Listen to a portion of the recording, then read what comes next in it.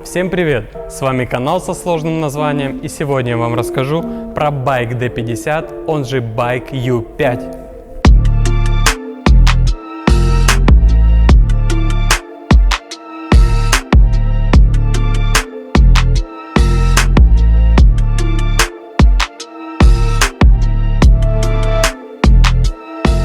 Это уже новое поколение Bike D50. Если вы помните предыдущее поколение, то вы тоже заметите эти изменения. Это явно новый кузов. Внешность седана яркая и стильная. Благодаря дизайнерским штрихам и элементам от Mercedes автомобиль выглядит уверенно и убедительно. Спереди у нас выделяется массивная хромированная решетка, галогенные фары, мощный бампер с аэродинамическими элементами и противотуманные фары. Также у нас здесь находится камера для кругового обзора. Пройдемте, я вам покажу автомобиль сбоку. Профиль седана выглядит так же ярко, как и передняя часть. Я бы выделил здесь умеренно длинный капот, высокую подоконную линию у дверей, массивные зеркала с повторителями поворотников и камерой также для обзора 360 градусов. Что по тормозам у нас? Спереди вентилируемые дисковые, сзади просто дисковые. Подвеска спереди Макферсон, сзади торсионная балка. Сзади у нас выделяется массивный бампер с противотуманными фарами и датчиками парктроника. Также оригинально выполнены габаритные огни. Разные надписи: Sinova, Bike, D50 и повторитель стопов. Давайте посмотрим, что у нас находится в багажнике. Открылся практически полностью. Чуть-чуть приподнимем, и здесь у нас довольно большой багажник. Объем багажника составляет 400 литров, но если вы хотите увеличить его вдвое, вам придется сложить задние сиденья. Давайте я продемонстрирую.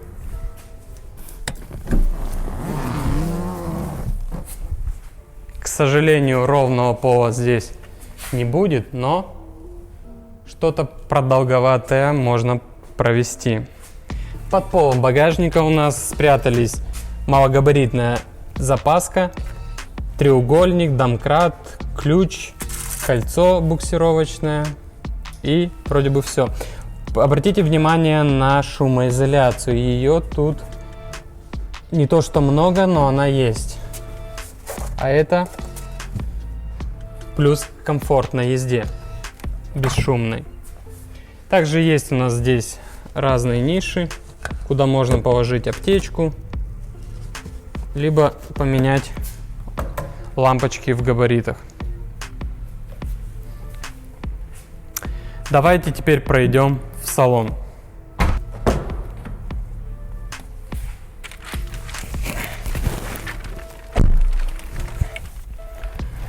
Итак, салон автомобиля у нас выполнен по канонам современных премиальных автомобилей, хотя он стоит далеко как не премиальный автомобиль. Первое, на что обращаем внимание, это мультируль, который регулируется как по высоте, так и по вылету, но в данной комплектации у нас по вылету он не регулируется. Здесь расположились у нас кнопки круиз-контроля, управление мультимедией, ответ на звонки. Можно также сделать фотографию с встроенного видеорегистратора, бесшумный режим и подушка безопасности водителя. Следующее, на что стоит обратить внимание, это удобные сиденья, выполненные из кожи. И, кстати, есть вставки перфорированной кожи. Сидеть удобно, так как есть неплохая боковая поддержка и подлокотник, под которым у нас спрятана довольно глубокая ниша.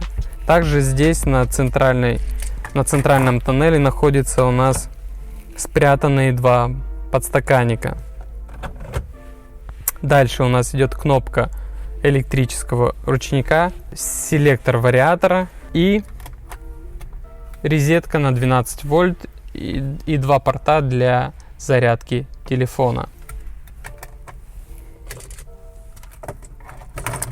Также стоит выделить бесключевой запуск двигателя. По центру у нас расположился сенсорный мультимедийный экран на 7 дюймов. Здесь у нас есть все необходимое: навигация, сервисы CarPlay, радио, мультимедиа, Bluetooth. Также можно посмотреть, как работает у нас камера 360. Например, эта функция очень полезная при парковке. Можно посмотреть, что спереди, что сзади. Парктроники вам помогут, но и камера — это тоже дополнительный плюс к сохранности деталей вашего автомобиля. Часто нас на канале спрашивают, а есть ли перевод на английский или русский язык? На русский это очень редко бывает, но на английский данная мультимедиа переведена с завода. Ниже мультимедиа у нас расположилась пластиковая панель под дерево, но это муляж, это не дерево, а пластик. А также дефлекторы с дизайном логотипа Bike. Они очень интересно так регулируются, и можно направить поток воздуха на водителя либо переднего пассажира. И еще ниже у нас расположился блок кнопок управления климат-контролем. На данных кнопках можно управлять мощностью потока и температурой. Также есть подогрев лобового стекла и заднего. А данными кнопками можно управлять мультимедией, хотя она тоже сенсорная. Ну, например, вы едете и не хотите отвлекаться на экран, можно на ощупь переключить здесь, либо на мультируле, что вам нужно, там, следующую песню, либо ответить на звонок. Окей, переходим дальше к приборной панели. Приборный щиток у нас цифровой, как и положено на современных автомобилях. Слева у нас находится шкала тахометра, по центру у нас спидометр, и справа у нас показатели температуры двигателя. В качестве активной и пассивной безопасности здесь есть ABS, EBD, ESP, система помощи при трогании в гору, система контроля слепых зон, система предупреждения о выезде из полосы движения, фронтальные и боковые подушки безопасности. Еще хочу отметить функцию Follow Me Home. В темное время суток при закрытии автомобиля фары будут гореть еще на протяжении 15 секунд, и вы сможете спокойно дойти до дома, либо подняться по ступенькам и нигде не упасть, не спотыкнуться. Что бы я еще отметил, это у нас неплохой салонный свет, козырьки с зеркалом, что сейчас в китайцах не у всех есть. Этот автомобиль у нас оборудован люком. Материалы оформления салона у нас здесь мягкие, торпеда у нас пластиковая, но, что хочется отметить, все подогнано довольно неплохо. В качестве опций для сидений можно установить подогрев и вентиляцию. Водительское сиденье регулируется в 6 направлениях в ручном режиме. Это у нас вперед-назад, выше-ниже, и сама у нас спинка тоже регулируется. Пассажирская только вперед-назад, и спинка регулируется. Давайте я выставлю удобное положение для себя, как для водителя. Присяду сзади и посмотрю, как будет чувствовать себя задний пассажир.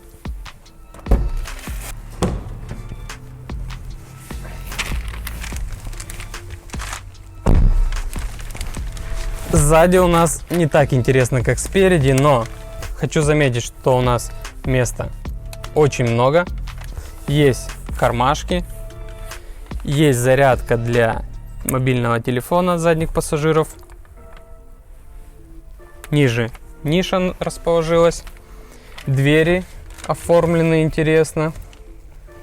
Тоже есть вставка под дерево, место для подстаканников и аудиосистема. Кстати, аудиосистема здесь с 4 или 6 динамиками.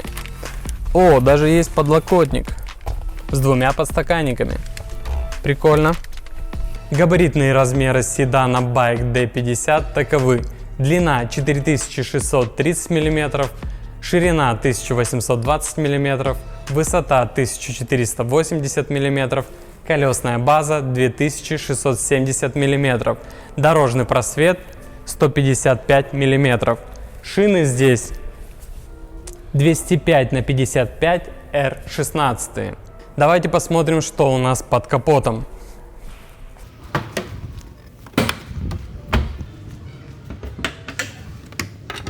У седана Bike D50 под капотом может находиться один из 2 двигателей. Это либо 1,5-литровый атмосферник на 116 лошадиных сил и 148 ньютон-метров крутящего момента, либо турбированная полторашка на 150 лошадиных сил и 210 ньютон-метров крутящего момента. В паре с этими моторами работает либо пятиступенчатая механика, либо, как в данном случае, вариатор. Средний расход топлива около 7 литров. Максимальная скорость ограничена на отметке 190 км в час. Цена седана Bike D50 начинается от 10 тысяч евро. Гарантия 100 тысяч либо 3 года, в зависимости, что настанет быстрее. На этом все. Не забудьте указать в комментариях, как вам Bike D50. Подпишитесь на канал и поставьте лайк, если вам, так же как и мне, после просмотра китайских автомобилей на другие автомобили не хочется смотреть. Здоровья вам и вашим близким!